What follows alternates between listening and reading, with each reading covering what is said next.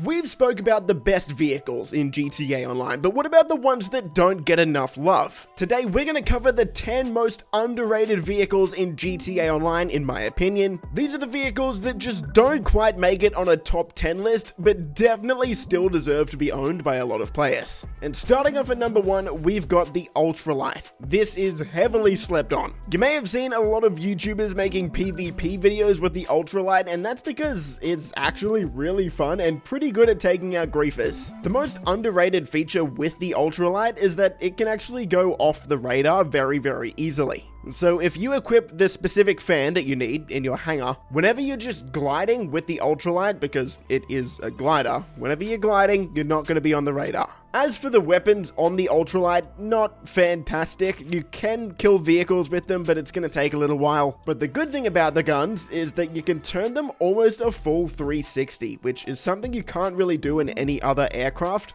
So it makes the Ultralight pretty versatile. But yes, the fact that the weapons aren't that powerful and that the vehicle isn't extremely fast, those are the reasons you won't see it on any top 10 lists. But still, this is an underrated vehicle that I think you should own. Next, we've got the AA trailer. Now, you might be thinking, what on earth am I yapping about right now? But trust me, this thing is kinda crazy, dude. If you get the flak cannon through the research with your bunker, that makes the AA trailer actually the most powerful weapon in the entire game, besides the orbital cannon, of course.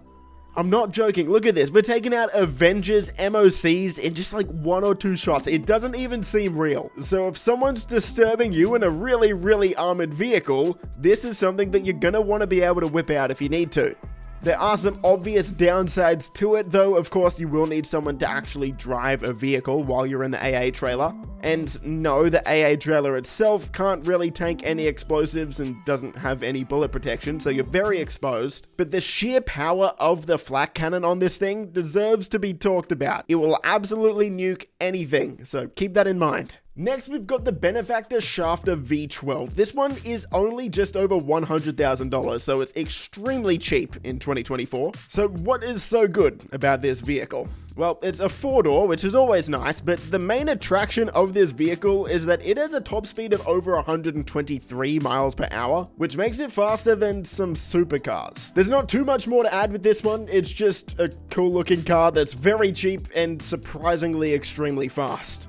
So if you're looking for a car that can get you around the map fast for a cheap price that can also really surprise your friends and people that you're playing with, definitely give the Shafter V12 a go. Sticking with the theme of very cheap vehicles that are very fast, we've got the Batty 801. This vehicle has been around forever. It was a day one vehicle back in 2013 and it's only $15,000. Now what's crazy about the Batty is even today it is still one of the fastest bikes in the game. And for any newer players, this is almost a must-buy vehicle purely for the fact that you can do almost any time trial with ease with this vehicle. So every week you can do your normal time trial on the Batty. It shouldn't be too difficult. Get $100,000 for basically free every week. But even if we're not talking about time trials, just getting around the map is a lot easier when you have a fast bike. Just try not to fall off, of course. And for just $15,000, it gives everyone a really low entry point to actually moving around quickly. This is a vehicle that really doesn't have anything wrong with it. It's just not like armored or anything, so I can't really recommend it on top 10 lists. But yeah, insanely underrated, almost a must own for any new player and even experienced players, to be honest. So go get one if you don't have it. Next, we've got the Volatus, or Volatus, depending on how you want to pronounce that word. But anyway, this helicopter. A lot of people don't know how fast this helicopter is. Most of us know that the Sparrow from the submarine is the fastest helicopter in the game at about 168 miles per hour, I think. But a lot of people, including myself for a while, thought that the second fastest helicopter was the Canada at 158 miles per hour. But we were wrong. The Volatus is actually faster than the Canada, making it the second fastest helicopter in the game. It can go 162 miles per hour, which makes it an insanely underrated pick for things like air races or honestly just getting around the map as fast as possible. It's also a lot more durable than something like the Sparrow, which basically dies in one hit from anything. But of course, the main downside with it is it's not weaponized, so you can't really fight anyone in this. This is just mainly for transportation.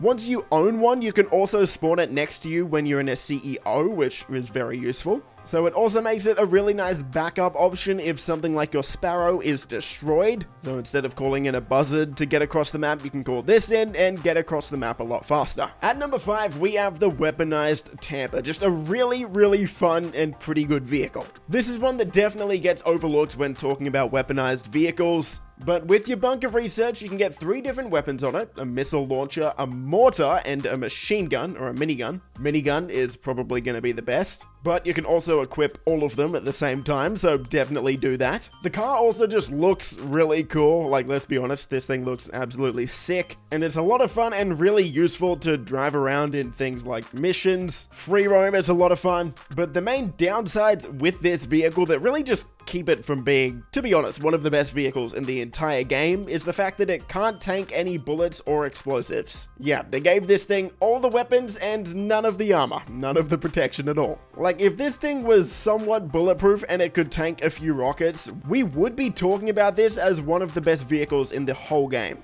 But unfortunately, it doesn't, so it's here on the underrated list. At number 4, we've got the Thruster. Heavily slept on, actually a really fun vehicle to use. So as for the weapons on this thing, your best option are going to be the missiles. You get 30 lock-on missiles. The tracking isn't fantastic, but they'll do the job if you're trying to shoot a ground target, for example. But for me, 2 of the best selling points of this vehicle is the fact that 1, you can go in passive mode with this, even though it's weaponized, which doesn't make much sense, but pretty cool. And number 2, people really just can't kill you from the back. You can see what I mean in this clip. If I'm flying away from a missile, for some reason, it's just gonna not kill me. Like, it's gonna blow up before the back of the jetpack and just, like, not damage me. I don't understand why this is a thing, but it's really cool and really useful. So next time you're in a PvP fight, pull out a Thruster and just watch people be confused as to why they can't kill you. At number 3, we're going with the Maibatsu Monstrosity. I absolutely love this vehicle. Seriously, this has got to be one of my most used vehicles in the game since it came out in 2023. And here's why. I'm going to ramble off the things that I absolutely love about this car, so get ready. It's the fastest off-road vehicle in the game because it can get an HSW upgrade, which makes this pretty unique. Seriously, when you get in this thing, you're going to be so surprised at how quick it is. It's also got a little bit of armor, so it can take 3 homing rockets instead of just 0 like most other cars. And on top of that, it also has bullet-resistant windows, which means you can use this in PvE missions like contact missions, heist setups, things like that. And the NPCs aren't going to be able to kill you very easily. It's not quite Armored Kuruma level, but still very useful. And 3, you can put a back window plate on, which means enemies just can't shoot you at all from behind. So in the hands of the right user, this thing can actually be a lot better than something like an Armored Kuruma, which just isn't spoken about enough. Seriously, this vehicle is awesome. I absolutely love it if you can't tell.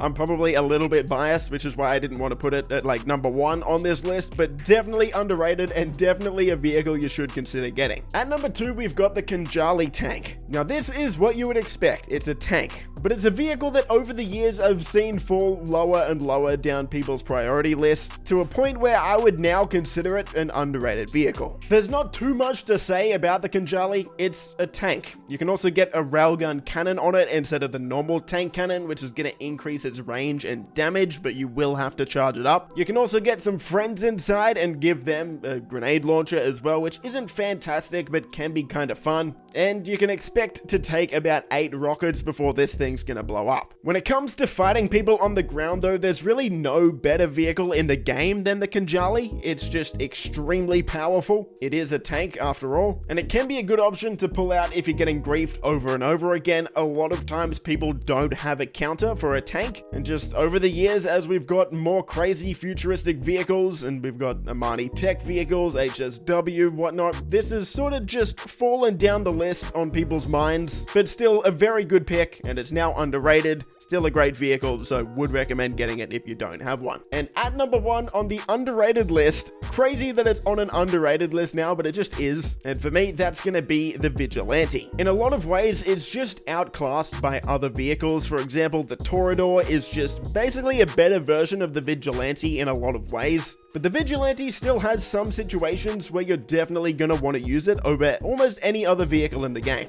So what is the Vigilante? Well, it's a Batmobile if you can't tell by looking at it, and it shoots some of the best homing missiles in the entire game. The tracking on these things is absolutely crazy.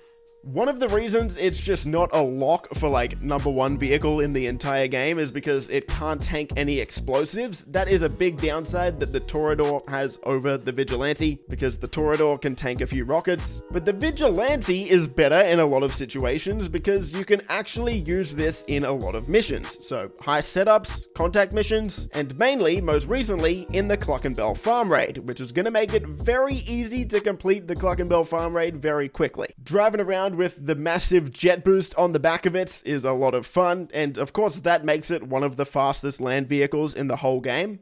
And sadly, the Vigilante's just like 1 or 2 features away from being absolutely incredible. Like, for example, it doesn't have a jump like the Scramjet, and it doesn't have armor like something like a Toreador. If it had either of those things, this would be absolutely one of the best vehicles in the whole game. But still, because you can use it in so many different situations, it's definitely a great vehicle, which is why I think it belongs at #1 on the underrated list. So we'll wrap the video up there. If you enjoyed, leave a thumbs up. Consider subscribing for more stuff like this. Stay safe, and I'll see you in the next video. Boys! Favorite color, money green. I've been on my grind since I was in the 7th grade. Had my first kid, I was only 17. Always a provider for my pack like Wolverines. But you won't find me on the mountaintop.